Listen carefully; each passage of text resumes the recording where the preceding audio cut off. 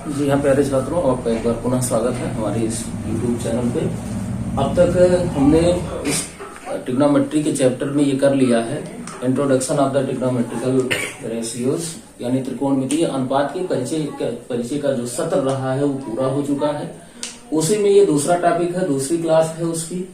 इसमें यह है कि जो दिए गए पूरक कोण होते हैं उन पूरक कोणों के त्रिकोणमितीय अनुपात को ज्ञात करना। तो सबसे पहले ये जानना आवश्यक है कि पूरक कोण होते क्या है, जिसको हम लोग कॉम्प्लीमेंट्री एंगल बोलते हैं, और दूसरा होता है समपूरक कोण। पूरक कोण का मतलब कि जिन दो कोणों का योगफल 90 अंश के बराबर हो जाए, 90 अंश के बराबर हो जाए, उसे हम कह देते हैं कि ये क्या है, पूरक कोण है। कैसे? यदि दो का सम 90 के बराबर हो जाए, एक 45 अंश है, दूसरा हमने 45 ले लिया, तो ये दोनों को जोड़ दें तो 90 अंश आ गया। इसका मतलब ये एक दूसरे की क्या है, पूरक कोण है। ठीक है। अब इनमें दोनों को उल्टा भी कहा जाता है। ऐसे भी कह सकते हैं कि ए जो है वो बी का पूरक है, या बी जो है वो ए का पूरक है। जैसे एक सिक्के के दो पहलू होते हैं, एक गाड़ी के दो पहिए हो जाते हैं, हूबहू इसी प्रकार से ये दोनों हैं एक दूसरे के पूरक होते हैं। हम ये कह सकते हैं कि ए जो है वो बी का पूरक है, बी ए का पूरक है। तो ऐसे समझिए कि जिन दो कोणों का योगफल 90 अंश आया उनको हम कह देंगे कि ये कैसा है, पूरक है। यदि इन्हीं दोनों कोणों का योगफल 90 के अलावा 180 अंश आ गया तो कह देंगे कि ये कैसे हैं, समपूरक है एक दूसरे के। तो यहाँ जो प्रश्न होगा वो पूरक कोणों पर आधारित होगा, जो कि लिखा हुआ है बोर्ड पे। निम्नलिखित का मान ज्ञात करना है आपको। पहला लिखा हुआ है साइन 21 अंश बटे कास 63 अंश। पहला लिखा है साइन 21 अंश बटे कास 63 अंश। इनको देखिए ध्यान से, 21 नहीं बल्कि 27 है। इनको ध्यान से देखिए तो दोनों कोणों को अगर जोड़ा जाए, एक 63 है और दूसरा 27 है, दोनों को जोड़ ले अगर, तो जोड़ने के बाद मिलता क्या है, ये 0 हुआ, 7 3 10 और 6 2 8 1 9। ये ऐसे दिए ही रहते हैं कि एक दूसरे के क्या हो, पूरक हो। तो इसमें से किसी एक को हम बदल सकते हैं। चाहे तो साइन को आप कन्वर्ट कर लीजिए, चाहे तो कास को कन्वर्ट कर लीजिए, इसके लिए स्वतंत्र है। तो करना किसको है, हम कोई एक कर लेते हैं। साइन को ऐसे साइन रहने दीजिए और इस कास को ऐसे कास रहने दीजिए। आप कास को नहीं, साइन को चेंज करना चाहते हैं, कोई दिक्कत नहीं। कास 63 अंश ऐसे लिखे रहिए। और चूंकि साइन कितना है, 27 अंश है, इसे हम लिख सकते हैं 90 अंश माइनस 63 अंश। क्यों? क्योंकि जब हम 90 से 63 को घटाते हैं तो ये 27 ही मिलता है। अब यहाँ फार्मूला जो बना वो कॉम्प्लीमेंट एंगल का बना, यानी साइन 90 माइनस थीटा, और ये बराबर होता है किसके, कास थीटा के। ऐसा हमने ट्रिग्नोमेट्री का एक आकृति लेके उसमें सिद्ध भी किया हुआ है कि साइन 90 माइनस थीटा बराबर कास थीटा ही क्यों होता है, या कास 90 माइनस थीटा बराबर साइन थीटा ही क्यों होता है, क्योंकि ये एक दूसरे के पूरक हैं। अब ये इतनी जो लिखी हुई चीज है साइन 90 माइनस, ये तुरंत किसमें कन्वर्ट हो जाती है, कास में। और यहाँ जो थीटा लिखा होता है वही थीटा यहाँ प्लेस हो जाता है। तो यहाँ देखिए क्या लिखा है, 63 अंश लिखा हुआ है। तो ये बनेगा क्या, साइन पूरा कन्वर्ट हुआ किसमें, कास में, और यहाँ 63 अंश लिखा है, इसलिए हम इसको क्या लिख देंगे, कास 63 अंश बटे कितना, कास 63 अंश। दोनों सेम क्वांटिटी है, कट गई, बराबर किसके आ गया, एक के आ गया। तो इस हिसाब से इनको हल कर सकते हैं। ये पूरक कोणों के आधारित है। ऐसे ही दूसरा प्रश्न है और तीसरा प्रश्न भी वो इसी प्रकार से। हाँ, ये ध्यान रखना है यहाँ कि ऐसा ना हो कि हम दोनों चेंज करना शुरू कर दें। जैसे यहाँ अगला क्वेश्चन लिखा है साइन 36 अंश और बटे कितना, कास 54 अंश लिखा है। यहाँ दो चीजें हैं। अब ये ना हो कि हम ऊपर वाला भी चेंज कर रहे हैं और उसी के सापेक्ष नीचे वाला भी चेंज कर दें। जब दोनों चेंज करना शुरू कर देंगे तो फिर वही होगा कि जैसे एक माला थी हमारे पास, ऐसे उस माला को हम यहाँ से गिनना शुरू किए और गिनते गिनते गिनते पहुंचे, यहाँ कोई निशान नहीं है, फिर ये माला हम गिनते रह जाएंगे, नहीं जान पाएंगे कितने इसमें मोतियां लगी हुई हैं। तो वो ऐसे यहाँ है। दोनों को ना चेंज करिए, कोई एक को परिवर्तित करना है। देखिए ये लिखा है साइन 36 अंश, दोनों इनको देखते ही पहचान जाए कि यदि कोणों का योगफल 90 अंश आ रहा है, इसका मतलब कि ये पूरक कोणों के आधारित हैं। तो ये हमने लिखा कितना, साइन और 90 माइनस कितना होगा, 54 अंश, और बटे कास 54 अंश है ही। हाँ, अगर चाह रहे हैं कि हम नीचे वाला चेंज करना चाहते हैं तो इस बार आप नीचे वाला भी कर सकते हैं। ये साइन 90 माइनस हुआ तो तुरंत कास बन गया, इतना मिला के। यहाँ थीटा की लिखी हुई क्वांटिटी कितनी है, 54 अंश है, और बटे कितनी, कास 54। 54 से 54 कट गया, या पूरे कास 54 से कास 54 कटा, और इसके बाद जो है क्या आ गया, हाँ 36 लिखा था। हाँ, यहाँ थोड़ा सा 54 ठीक है, 36 को हम कन्वर्ट कर दिए 54 में ना, हाँ कोई दिक्कत? क्वेश्चन क्या लिखा है? हाँ दो का योग लिखा हुआ है, ठीक है, इन दोनों का योगफल लिखा हुआ, तो दोनों का ऐसे कर सकते हैं, अगले वाले को भी आप जोड़ के फिर निकाल दीजिए, तो दोनों का योगफल 1 + 1 = 2 के आ जाएगा। इसको ऐसे कर सकते हैं। यहाँ देखिए स्क्वायर में करके लिखा है, स्क्वायर में यदि लिखा होता है तो उसमें घबराने की जरूरत नहीं है, बल्कि cos स्क्वायर कितना 13 अंश माइनस sin स्क्वायर 77 अंश लिखा है, ठीक है। किसी एक को कन्वर्ट कर लीजिए, हम इसे लिख सकते हैं कितना, cos 13 अंश का स्क्वायर, ऐसा कर ही सकते हैं, और माइनस कितना sin स्क्वायर 77 अंश, ठीक है। अब इसको कन्वर्ट कर लीजिए, cos को लिख दीजिए आप कितना 90 अंश माइनस 77 अंश, ठीक है। अब ये यहाँ एक प्रश्न आपके मन में बन सकता है कि हम काहे अपने मन से ये संख्या लिख देते हैं। कुछ भी अपने मन से नहीं लिखा जाता है, यहाँ जो भी लिखा जा रहा है वो यहाँ वाली संख्या होती है। क्यों? क्योंकि दोनों का योगफल 90 है, तो हम चाहे 90 में से 77 घटा दें तो 13 मिल जाएगा, या 90 में से 13 घटा दें तो 77 मिल जाएगा। ये यहाँ लिखी हुई जो संख्या होती है वही घटाना होता है मोस्टली। तो ये बन गया इतना स्क्वायर माइनस कितना sin स्क्वायर 77 अंश, ये आपका बन गया sin 77 अंश। और चूंकि स्क्वायर लगा हुआ है तो हम इसको हटा के यही स्क्वायर लगा देते हैं, कट रहा होगा तो यहाँ ऊपर ले आते हैं इसको। ये बन गया कितना sin स्क्वायर 77 अंश और माइनस sin स्क्वायर 77 अंश ऑलरेडी लिखा ही है, दोनों सेम क्वांटिटी है, घट गई, बराबर किसके आ गया 0 के। तो ऐसे इन प्रश्नों को हल कर सकते हैं। इसके अलावा जो प्रश्न और हैं वो कुछ दूसरे प्रवृत्ति के हैं, तो इनको थोड़ा सा आगे और बढ़ते हैं हम लोग पूरक कोणों पे आधारित से।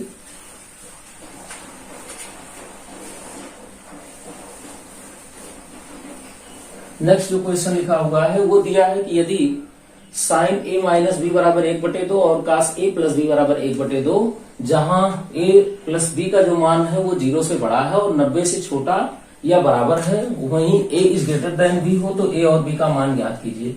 देखिए इसको हल करते समय थोड़ा सा ये ध्यान रखना है कि दिए गए जो प्रतिबंध है इन पे हम ध्यान न देते हुए इस चीज को देखें कि क्या लिखा है। अब लिखेंगे क्या दिया है हमें,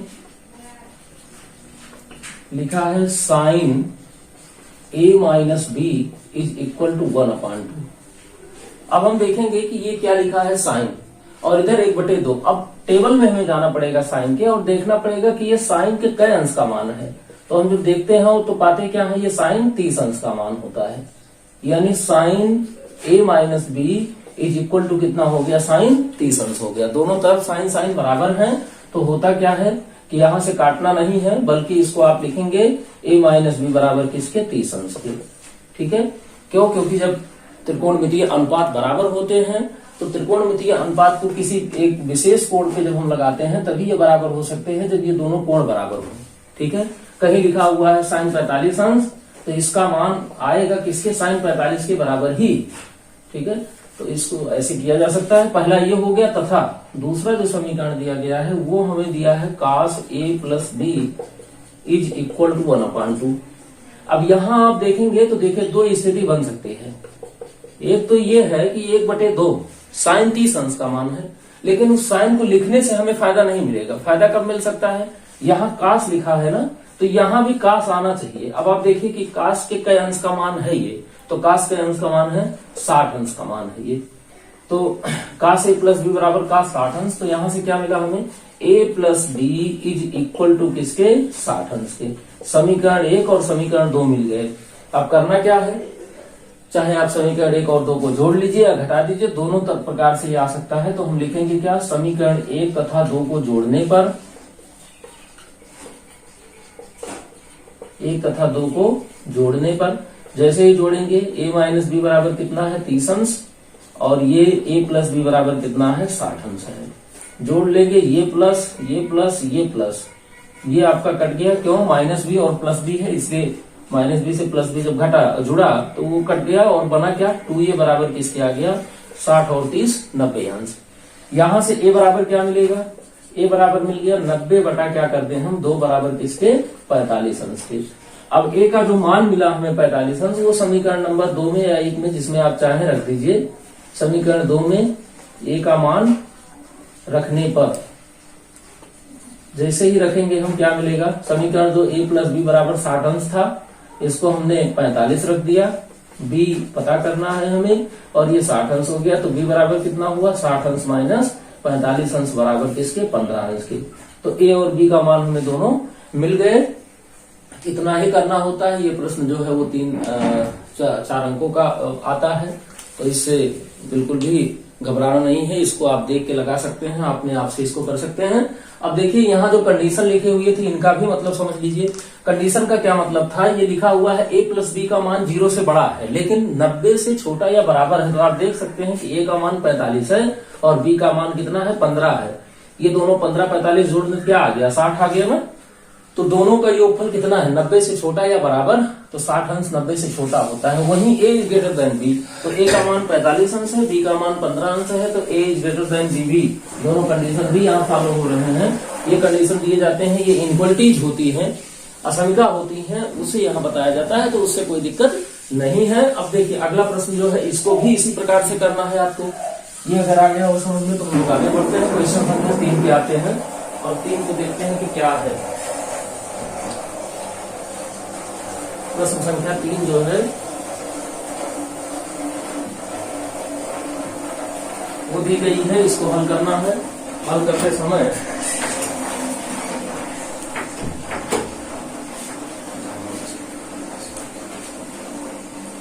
प्रश्न संख्या 3 में दिया है क्या, यदि sin 3a बराबर किसके cos a माइनस 60 डिग्री। ये जो है वो बन रहा है क्या आपका कॉम्प्लीमेंट से है, ये संपूरक कोणों से संबंधित है।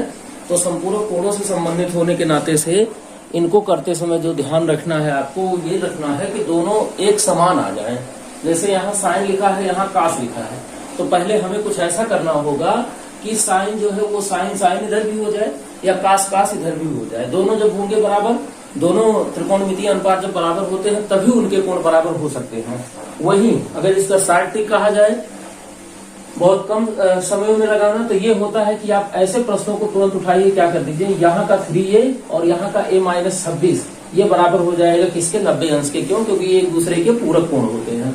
अब लेकिन उस हिसाब से वो कंपटीशन के एग्जाम में करना ठीक होता है, यहाँ आपको विस्तृत करना है, इसलिए विस्तृत करने के लिए ध्यान रखें कैसे करना है। देखिए सबसे पहले हम क्या लिखेंगे, क्योंकि हमें पता है कि अगर कहीं लिखा हुआ है साइन 3a अगर हमें लाना है तो क्या हम इसके प्लेस पे cos 90 माइनस 3a नहीं लिख सकते हैं। cos 90 माइनस थीटा नीचे आप लिख देंगे, क्योंकि cos जो 90 माइनस थीटा है ये बराबर क्या हो जाता है साइन थीटा के।